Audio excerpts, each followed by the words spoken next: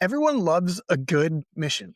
Leadership gets in a room, they wrestle with the language, they land on something that actually means something, not corporate wallpaper, but a real statement of what the team is trying to accomplish and why it matters. And when it gets shared, it lands, heads nod. A few people actually feel something. But almost nobody knows what's supposed to happen next. Monday morning comes, the floor opens the same way it always has. Same meetings, same handoffs, same list of what's on fire. Nothing about how the work actually gets done has changed. Because a mission everybody loves and a mission that changes what people do and how they act are completely different things. And nobody has ever been shown how to close that gap.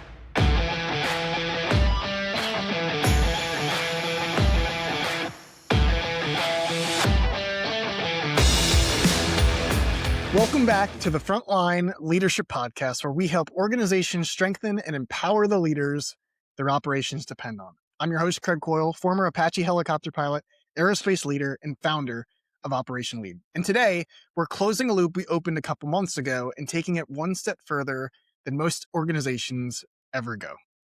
Let's dive in. In episode 19, we made the case for how your leaders should be communicating, making the people they lead the hero of the story instead of a passive recipient of instructions. Then in episode 20, we went a step further. We gave that communication a structural home, a properly nested mission. Task and purpose translated level by level all the way to the floor. If you've done that work genuinely, good. That's not nothing. Most organizations will never get that far. But here's what I want you to sit with today. A leader's job is roughly 80% planning and communication. Not motivating, not inspiring, planning and communicating that plan clearly enough so that it actually moves. A mission statement on its own, even a well-built one, is neither one of those things. It's not a plan. It's the input to one. The military never stops at the mission. Planner doesn't write the mission, hand it down, and consider the job done. The mission is where planning starts. It's the first domino, not the last one. So today we go a layer deeper, to a layer that takes here's where we're headed and why and turns it into here's exactly what has to happen and here's what winning looks like when it does. In the Army, once a mission is issued, the next thing every leader has to build is something called commander's intent. Commander's intent is built from three components. The first one, purpose, you already know. That's the why from the task and purpose structure we covered in episode 20. The other two are new, and they're the whole point of today's conversation. Key tasks. These are the specific, essential actions that must happen for the mission to succeed. Not everything that could happen on the way to the mission, not a full task list, the handful of things that if they don't happen, the mission fails, no matter what else goes right around them. Here's a simple filter for telling a real key task apart from just another item on a list. If this one thing failed, does the mission fail with it? If the answer is no, if the mission still succeeds even without it, it's not a key task. It might be worth doing, it's just not essential. If the answer is yes, you've found one. The second is end state. Not a task list either, a picture. What do conditions actually look like once this is done? Not we completed the checklist, but what does done look like or feel like or produce? Here's why this layer exists, and it's the most important thing I'm going to say today. Commander's intent exists so that people underneath a leader can exercise disciplined initiative. Now, what does that mean? Disciplined initiative means that when conditions change mid-mission, and they always do, a soldier who understands the intent doesn't need to radio back for new orders. They understand what has to happen and what success looks like well enough to make the right call themselves in real time inside the intent, even when the plan on paper no longer fits the situation in front of them. That's not chaos. That's not figure it out. That's the product of extremely deliberate planning. Planning good enough that it survives contact with this changing situation because the people executing it understand the intent behind it and not just the instructions. And there's a second thing commander's intent does that's just as important as the first. It shows every individual exactly where the responsibilities fit inside the larger mission. Think about the difference between being handed a task and understanding your task. Here's what you're doing today as an instruction. Here's what you're doing today, and here's exactly how it connects to what all of us are working toward. That's a completely different experience for the person doing the work. One is a to-do list item that makes you feel like a means to an end. The other is your piece of something bigger, and you could see the shape of it. One clarification, because it's easy to get this backwards. Commander's intent is not itself handing out tasks. No, it's the bridge. It's the connective tissue between the mission everyone shares and the individual assignments each person eventually receives. It's what makes those individual assignments make sense as part of something bigger, instead of landing as a disconnected to-do list from a supervisor who's just trying to get through the day. The task list comes later. Commander's intent is what makes that task list make sense when it arrives. And here's what makes Commander's intent more than just a nice idea. It's the hinge. It's the thing that allows a mission to cascade into real, detailed, executable planning at every single level underneath it. Without it, a mission dead ends. It gets announced, it gets nods, and then everyone underneath is left to guess what it actually requires of them. When that void exists, people don't go out of their way to fill it themselves. They either make an opportunistic guess with minimal effort, or they just write the mission off as another lofty, detached leadership move.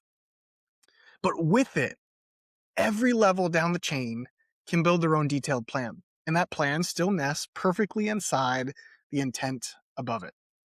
Let's go back to the nested example from episode 20 and take it one step further.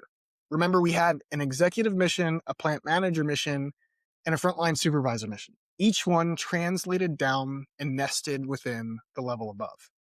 At the executive level, the mission was 99% on-time delivery and a 15% defect reduction by Q4. Now, the key tasks underneath that mission, remember that's 2 or 3 things that must absolutely happen for it to be possible, might be things like stabilize the top 3 chronic late order categories, or cut rework time in half at the 2 highest volume plants, or close the on-time delivery gap with the largest customer account.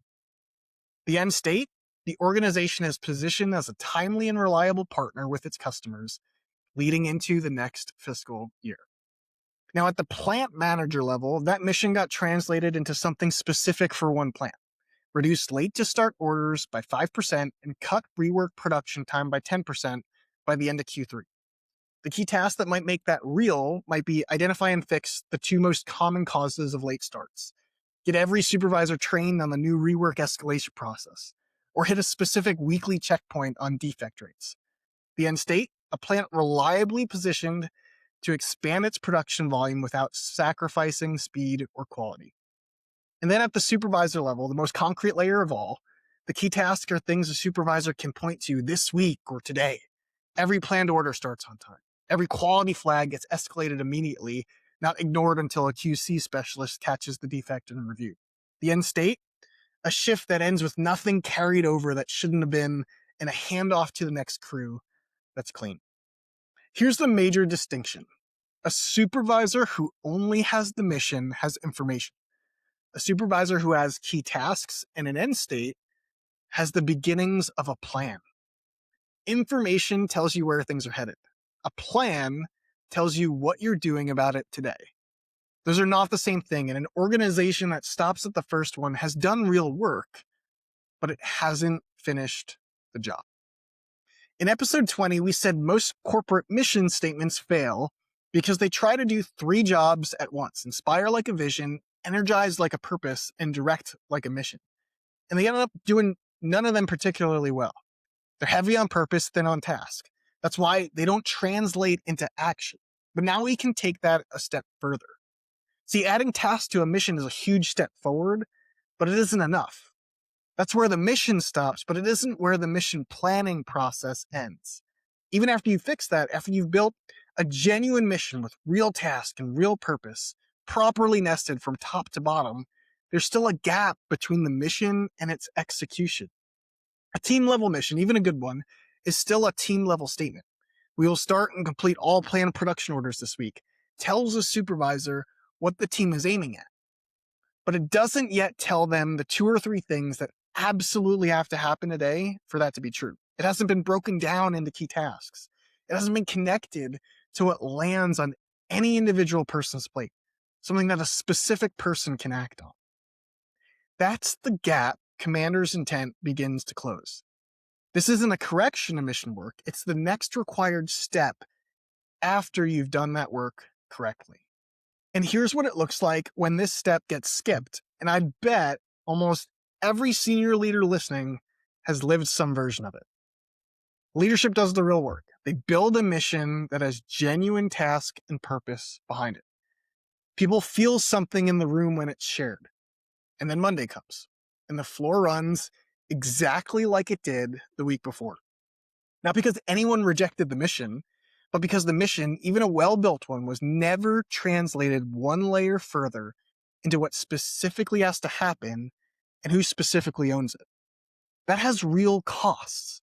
If a military unit stopped at the mission, you'd have a chaotic effort of subordinate units all attempting to seize a single objective instead of a synchronized and choreographed sequence of events organized in time and space to seize that objective.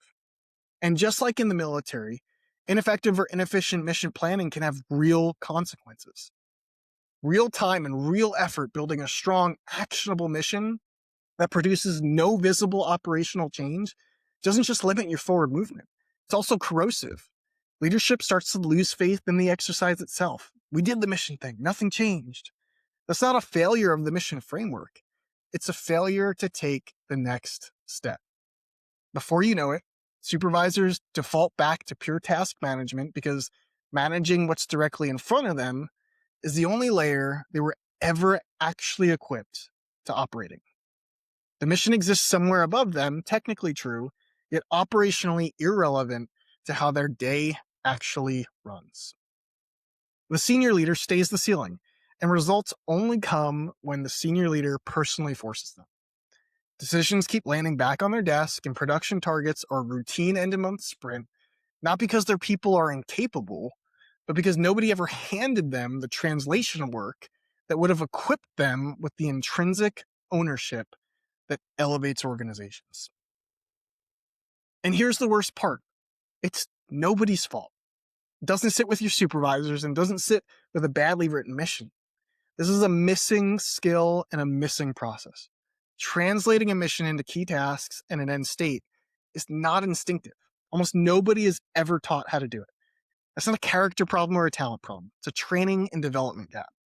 One I hope we've helped you start to close today. If you've already done the work from episodes 19 and 20, if you've built out the mission details section of the leader's pre-flight checklist and your supervisors are working with real nested missions, here's the next test. It's not whether they can repeat the mission back to you. That's necessary, but it's not sufficient anymore. The real test is this. Can your supervisors name the 2 or 3 key tasks that have to happen this week and describe what the end state looks like when they do? If the answer stops at recitation, the translation work hasn't happened yet. That's not failure. That's just where the next step of the work is waiting. Start with the leader's pre-flight checklist. It's free, operationlead.com/checklist. The mission details section is exactly where this framework lives. And look, if you're a senior leader looking at your operation, realizing this gap runs deeper than one team or one mission statement, but that your organization has never built the muscle to translate intent into execution at scale, that's exactly where we're here to help you install. Head to operationlead.com to learn about our system and process. Here's the through line of everything we've talked about when it comes to the mission. Strategic, story-driven communication makes your team the hero instead of a passive audience. Then a properly nested mission gives that communication a structure to run on. Commander's intent, key tasks, and end state is what takes that mission and starts to make it actionable, all the way down to what one person does today and how they know it matters. That's the 80%. That's planning and communication done right all the way to the floor. Next week, we're shifting gears to talk about what leaders need to protect their own capacity to do the very work we talked through today. Because a supervisor who can't say no to anything eventually can't say yes to what actually matters. We're getting into boundaries, why your best supervisors are afraid to set them, and what it quietly costs your team when they do.